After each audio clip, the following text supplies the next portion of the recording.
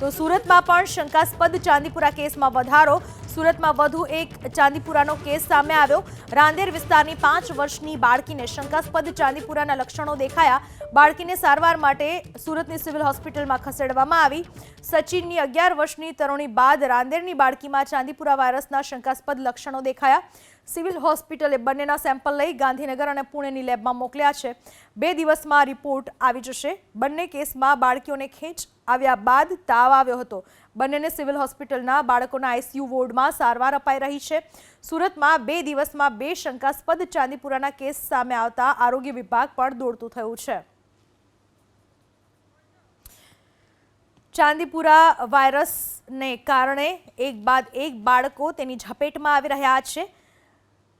માખી કરડવાથી જ્યારે આ રોગ થાય છે ત્યારે તાવ આવવો, ઉલટી થવી, ઝાડા થવા, ખેંચ આવવી, મગજમાં તાવ ચડી જવો આ તમામ લક્ષણો જોવા મળે છે અને બાળકોની જ્યારે સારવાર શરૂ કરવામાં આવે છે વેન્ટિલેટર સુધી આ બાળક જતું રહે છે અને જો સારવાર આપવામાં મોડું થાય તો બાળક કોમામાં પણ જઈ શકે છે અને તેના બચવાના ચાન્સીસ ખૂબ જ ઓછા થઈ જાય છે। એક બાદ એક બાળકોનો ભોગ રાજ્યમાં ચાંદીપુરા વાયરસ લઈ રહ્યો છે ત્યારે સુરતમાં પણ 2 દિવસમાં 2 શંકાસ્પદ કેસ સામે આવ્યા છે। આ તમામ બંને બાળકોની સારવાર હાલમાં સુરત સિવિલમાં ચાલી રહી છે।